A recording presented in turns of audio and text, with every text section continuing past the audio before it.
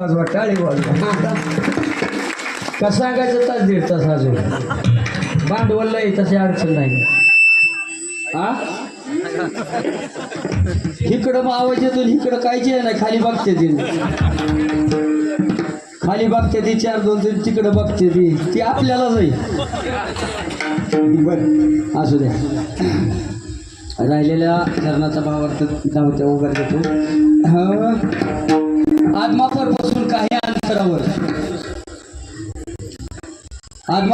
काही अंतरावर रुई हे गाव आहे मायबापू कारण आता जे सांगितलंय 3 चरणांना मी 3 अनुभव सांगितले मामांचे ते समाधीच्या अगोदरचे सांगितले 4 सप्टेंबर 1966 ला माझ्या भगवंताने समाधी घेतली मायबापू आणि समाधी घेतल्यानंतर मामा काय म्हटलेत एक हातकणंगल्याचा त्यांचा भक्त होता आणि त्याला म्हटलं अरे इट्या मी जर मेलो समजतील ना तर चुकशील म्हणजे अरे हे बाळू धनगर आहे ना समाधीतनं सुद्धा माझी हाडं तुझ्याशी बोलतील म्हणजे कोणाला ते त्याला तसंच झालं हे 1966 नंतरचा आत्ताचा काही दिवसापूर्वीचा काळ आहे आता तुम्ही त्याला युट्यूबला सुद्धा सर्च करून पाहू शकता माझ्या तर त्या रुई गावात सारबंद्या नावाचं कुटुंब आहे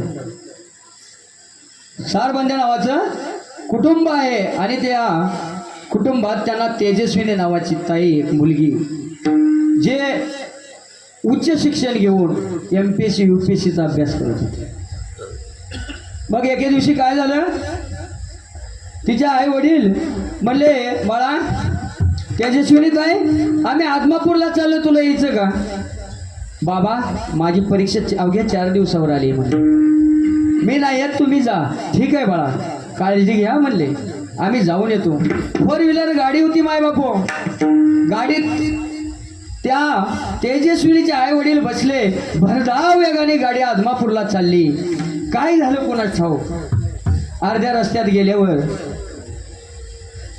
गाडीने पेट घेतला दादा गाडीने पेट घेतला आग वाढली गाडी जळून खाक झाली आणि आई वडील सुद्धा आत गाडीमध्ये खाक झाली जळून पाहिजे दुपारी फोन आला तिला तेजस्विनीला त्या तेजस्विनी सारबंदीला फोन आला की ताई तुझे आई वडील गाडीने पेट घेतला आणि जळून खाक झाले काय वाटलं असेल त्या मुलीला मामांचे निस्सिम भक्त होते ते पण आत्ताचे तेजस्विनी गेली फोटोकडे मामांच्या आणि मामा अरे तू खरंच सत्वाचा आहे ना खरंच सत्वाचा आहेस तू का असं केलं माझ्या आई वडिलांना का घेऊन गेलास दादा अंत्यविधीला सुद्धा बॉडी शिल्लक राहिली नाही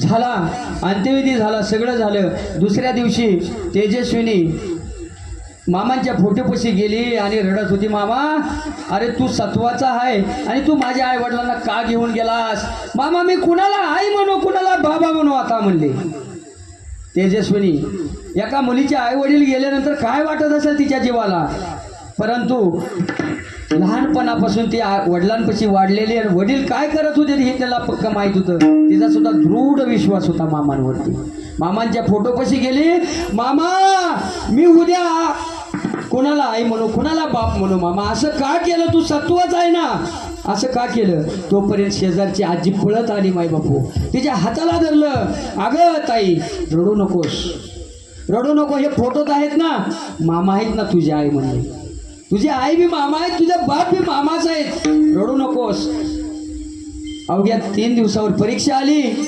UPSCची परीक्षा विठाल अवघ्या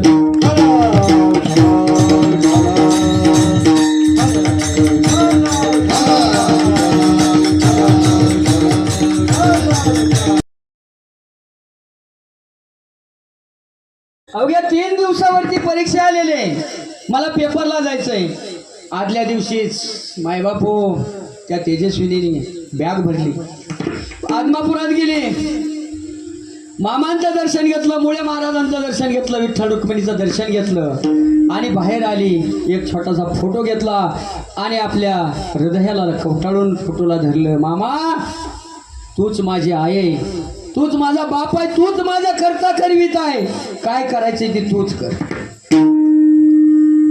पुण्याच्या गाडीत बसली दादा. पुण्याला परीक्षेला जायचं होतं. गाडीत लोक एकमेकाला बोलत होते, गप्पा मारत होते, परंतु हिने फोटो धरलेला आणि त्या फोटोलाच बोलायचे. फोटोला बोलायच्या शेजारचा माणूस म्हणला, ताई मगापासून आम्ही पाहतोय, अगं तू बोलत नाही काय नाही, त्या फोटो बरोबरच काय बोलती, कोण आहे फोटोत? तिने फोटो दाखवला दादा आणि म्हणली, अहो ही माझी आई आहे आणि हीच माझा बाप आहे. एवढं सांगितलं. पुण्याच्या पवित्र अशा कॉलेजमध्ये गेली. सकाळी पेपर, बिगर अन्नपानाची, जेवण केलेलं नव्हतं. सकाळी परीक्षेची वेळ झाली. ते गेल्याच्या नंतर झडती घेतली. कॉपी वगैरे काय आहे का म्हणून त्यांचं चेकिंग केली. चेकिंग केल्याच्या नंतर मायबाप हो तिच्या बॅगमध्ये तो फोटो पाहतला. फोटो दिसल्याच्या नंतर सर म्हणले, तेजस्विनी तुला हा फोटो घेऊन आज जाता येणार नाही. आत जाता येणार नाही म्हणल्याबरोबर तिच्या डोळ्यातून घळ अश्रू यायला लागले दादा. आणि सरांना म्हणले, सर हा फोटो घेऊन मला जर आज जाता येत नसेल तर मी परीक्षा सुद्धा देऊ शकत नाही. एवढा विश्वास होता मायबाप. मग एक सर म्हणला, हा फोटो घेऊन तू जर आत गेली तर तुझ्यावर केस होईल. हिला पेपर दिला नाही बाय बापू. हिला हाताला धरून बाहेरच्या बाकड्यावरती बसवलं. 1.5 तास झाला पेपर चालू होऊन.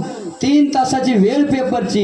1.5 तास निघून गेला आणि 1.5 तासानंतर त्या सरांना काय घेऊन आलं दादा, रडू लागला आणि तिकडे गेला आणि म्हणला, ताई चल पेपर लिह. हातात घेऊन गेला.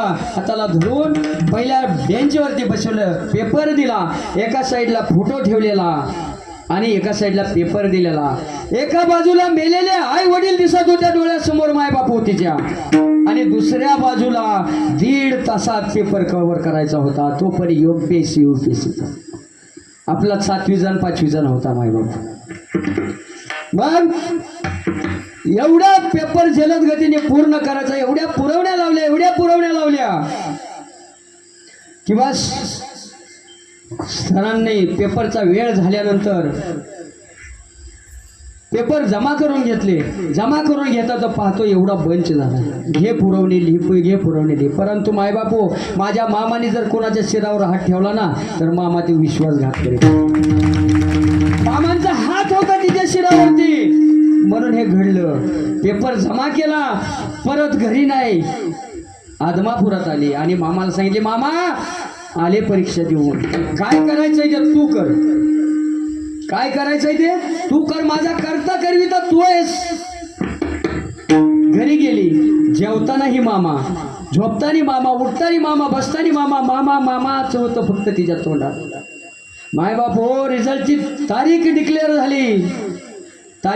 झाली आणि ती ज्या दिवशी रिझल्ट होता त्या दिवशी हा रिझल्ट मोबाईलवरती, कॉम्प्युटरवरती अख्ख्या जगाला दिसणार होता, महाराष्ट्राला दिसणार होता. गेली गावात गेली.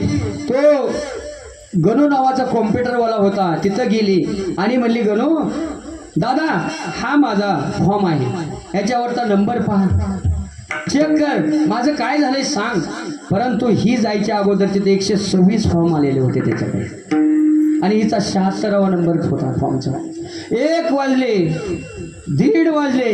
1:30 वाजता गणू तेजस्विनीचा नंबर क्लिक केला आणि पाहतोय खुर्चीवरून उठला आणि म्हणला, अरे तेजस्विनी सारबंदे नावाचे कोण आहे?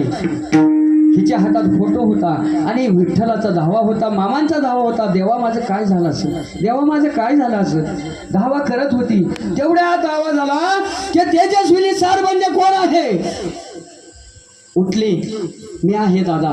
फोटो कवठाळला अंत करताना आणि म्हणले, मी आहे दादा, काय झालं?